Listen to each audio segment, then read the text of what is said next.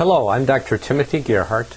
I'm a board-certified chiropractic internist, and I'm all about giving the gift of hope and healing to those ready for wellness.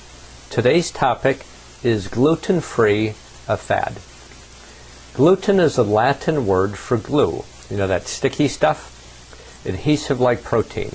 There are the gliadins with 12 subunits and the glutenins. This means there's 14 types of protein that are part of the gluten family. The reason this is important is lab testing is very challenging. You must cover all 14 pathways, multiple immune pathways.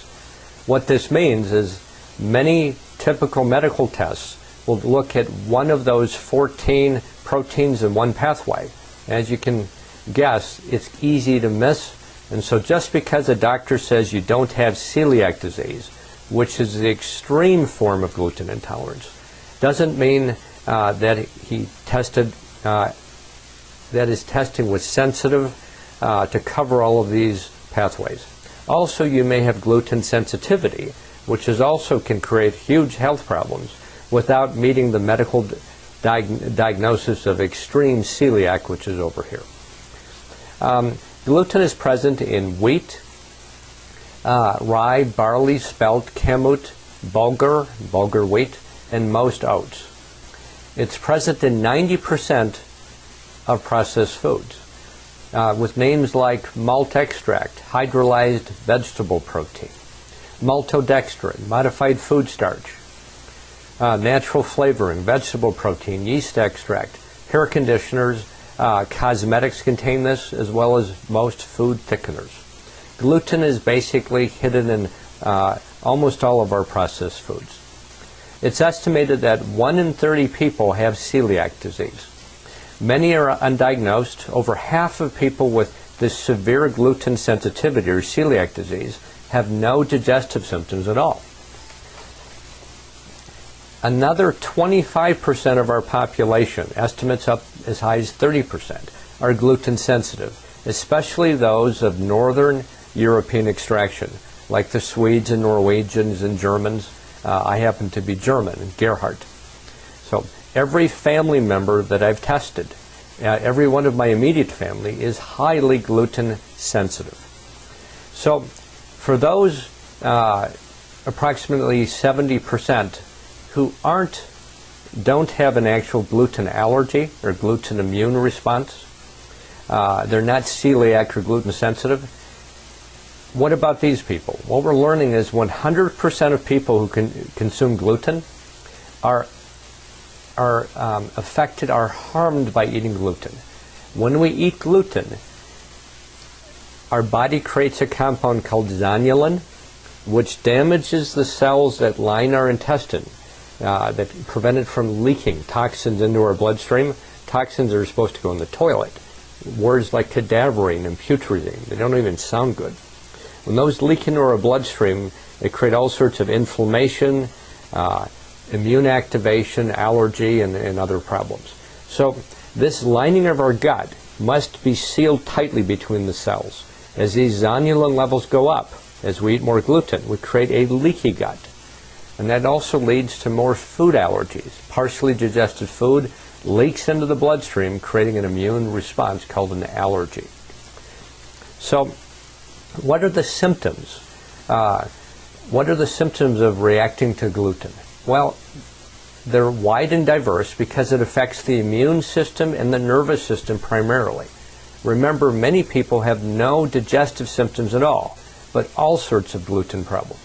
So symptoms, conditions associated with gluten sensitivity include attention deficit hyperactivity disorder, as well as just attention deficit disorder, ALS or Lou Gehrig's disease, MS, and the whole host of these scary autoimmune conditions, including things like diabetes. Type 2 diabetes is an autoimmune condition in most people. Hashimoto's thyroiditis, we hear of that more and more. All types of arthritis. The wear and tear arthritis is now viewed as an autoimmune arthritis, related not to overusing our joints, but rather inflammation from eating the wrong things. Alcoholism, sugar cravings, Alzheimer's disease, and sadly I have one of my relatives is dealing with all three of these together. Anxiety, depression, ataxia, autism, bone loss, osteoporosis, osteopenia, brain fog, cancer, delayed growth, kids that just don't put on weight, failure to thrive, adults who are just so skinny they can't put on weight. Definitely think of gluten intolerance along with other food allergies and a leaky gut. Frequent illness, people that are always getting sick, depression, infertility, migraines, digestive disorders, and seizures, epilepsy and the whole host of seizures, as well as tremors, tics, and I have a family member that has the jerking reaction, referred to as Tourette syndrome, definitely associated with gluten intolerance and other autoimmune issues. So gluten breaks down to exorphins, which are peptide or protein fragments that stimulate the brain and receptors in the brain. So particularly gluten stimulates the opium receptors, or the opiate, as in opium, morphine, heroin, oxycodone, Percocet. What that means is when we consume gluten, we get a drug-like euphoria, a reward. We feel good, like taking a drug. So imagine our food processors have modified our grains now, so they contain up to 40 times more gluten than the ancient grains. That isn't 40%, that's 4,000%. What that means is when we eat Krispy Kreme donuts or the box breakfast cereal for kids, high in sugar, high in these glutens, we have a drug-like addictive effect, which is wonderful for selling products, but not wonderful for our health. Remember the whole cigarette tobacco controversy we've been through? Well, what came out in the court documents is tobacco companies were spiking their cigarettes with extra nicotine to make them more addictive so they could sell more. An addicted customer is forced to buy your product. And so that isn't right on many levels, and it's important you be aware of the addictive qualities. What it also means is if you decide to go gluten-free, you may feel worse before you feel better. Remember, many people go through gluten drug withdrawal symptoms. So the brain on gluten is like the brain on drug commercials many of us have seen. The eggs frying in a pan, this is your brain on drugs. Well, your brain on gluten is your brain on fire. Devouring gluten-laden carbs, especially combined with sugar, is like drinking a gasoline cocktail. Huge amounts of inflammation in your brain, nervous system, and throughout your body, especially your gut. Remember, the first brain is in your skull, the second brain is in your gut. Addictive brain changes from devouring these gluten-laden carbs, autoimmune damage, diabetes and insulin resistance, and the epidemic of diabesity, which is the word diabetes combined with the word obesity. So how do we treat it? The treatment is the 4R program. This is in Chapter 2 of my book. I learned this from Dr. Jeffrey Bland. He's been a mentor over the past 3 decades. And it involves the 4 R's. The first R is remove. Remove gluten, but it isn't just gluten. In my 30 years of practice, I've never seen somebody who's gluten sensitive or reactive who's reactive to just gluten. Because remember, damaged gut, you develop more allergies. So we see gluten and dairy and eggs and citrus and almonds and whatever. That's why we typically test 96 foods, multiple immune pathways, when we do blood food allergy testing. Also removing parasites. Many people have overgrowth of harmful bacteria. Some people have actually, the classic parasites, like worms and things like that. But removing all of the bad stuff. Next step, the next R, second R is replace. Replace stomach acid. After age 40, our ability to make stomach acid drops way down. In fact, if we have significant inflammation of the gut, we've had damage to the gut, leaky gut, we often make little or no stomach acid, which means digestion doesn't work.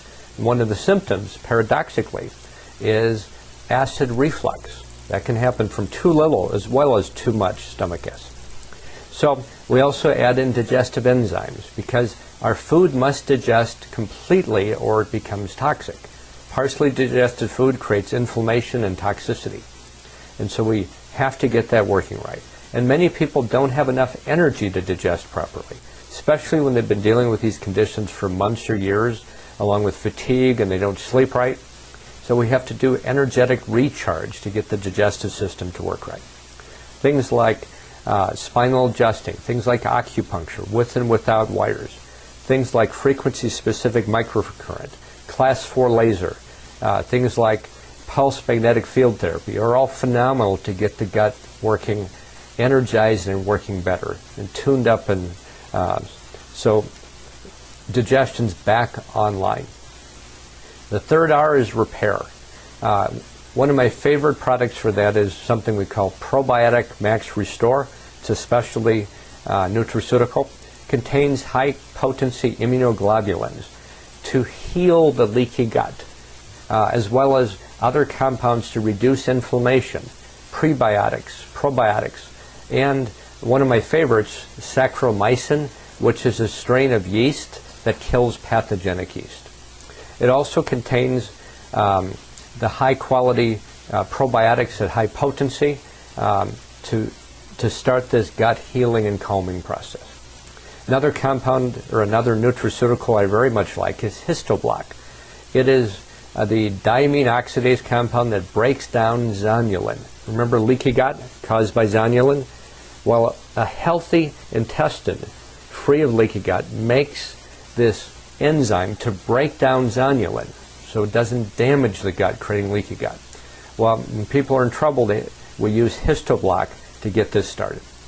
We also use things like L-glutamine and aloe and licorice compounds and other type things to reduce inflammation and support healing. In addition, reinoculation. That's the fourth R. And so what's important is that the probiotics be listed in the National Formulary of Cultures. This is in Chapter 5 of my book. That means they're identity verified. That means what's in the capsule is really in there at the potency that's needed, and it's certified as safe and effective in humans. That means is if it's bifidobacteria HN105, for example, the letters and numbers after each strain tell us this in the National Formulary of Cultures. So the good news is for those who suffer with chronic health issues that are associated with this gluten sensitivity, there is a way to restore and get our health back. We call it giving the gift of hope and healing to those ready for wellness through dealing with all of the root issues. What I also know, it's important to measure your digestive health, different lab and other exam testing, and to make sure it's working, because just avoiding gluten isn't enough. In fact, I've rarely seen avoiding gluten alone leading to restoration of a healthy digestive, immune, and nervous system. So we're always available for questions. The word doctor means teacher. And next week, I'll have another topic. Thank you for joining me.